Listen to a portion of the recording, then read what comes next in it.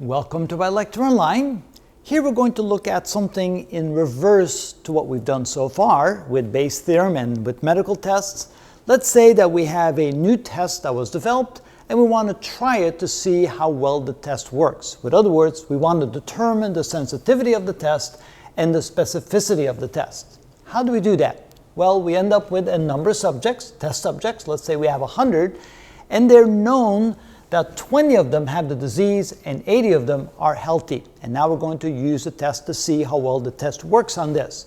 We ran the test and these were the results. We ended up with 19 true positives, 1 false negative. We ended up with 5 false positives and 75 true negatives. Notice that when we add all the numbers together, we have 20 that have the disease, 1 that ended up with a false reading, 80 that were healthy, 5 that ended up with a false reading. So we had a total of 24 that tested positive and a total of 76 that tested negative. So what does that mean as far as sensitivity of the test and specificity of the test? Well, let's figure it out. So first of all, sensitivity. So that is equal to the ratio of the true positives divided by the total that had the disease. So in this case, the true positives, well, 19 were true positive, and we knew that 20 of them had the disease. That is equal to 95%. So that means that the sensitivity of the test is 95%. We probably want to run that test on a larger sample, many more test subjects, so that we have a more accurate reading. But so far, with testing 100, 20 of them have disease, we had 1 bad reading, 1 false negative. So therefore, the sensitivity was deemed to be 95%, which means that 95% of those that have the disease will test positive with this particular test. Not particularly great. We'd like to have a little bit better than that. What about the specificity? Is equal to the true negatives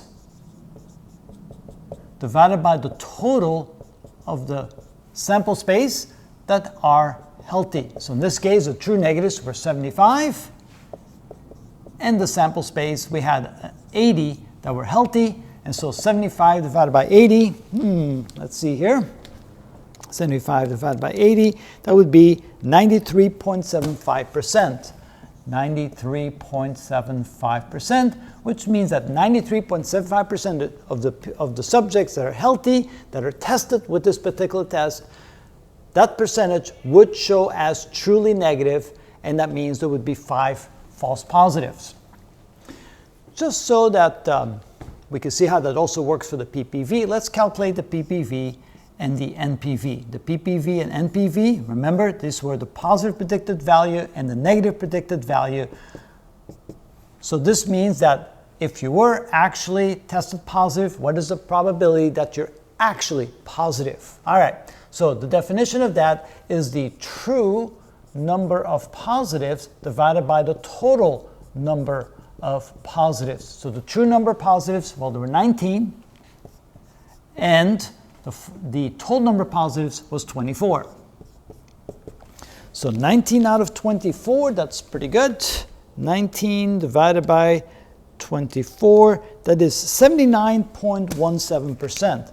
79.17%.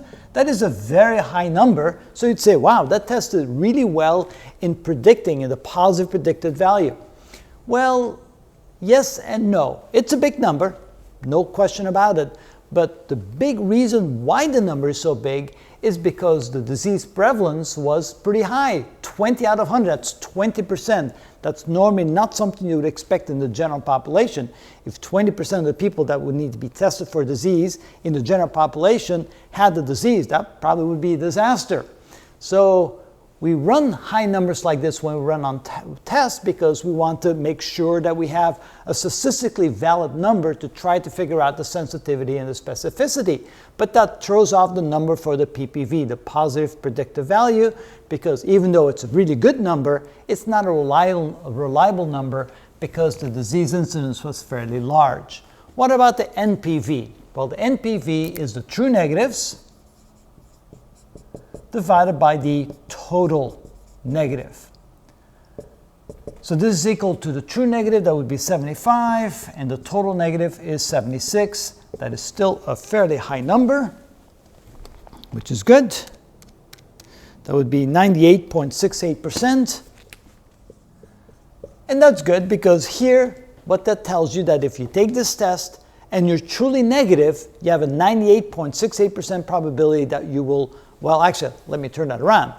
If you are tested negative, you have a 98.68% that you're actually negative with this test, which is good. You want this number to be as close as possible to 100 because you don't want to have the incidence where a lot of people test negative when they're actually positive. So this is a good NPV.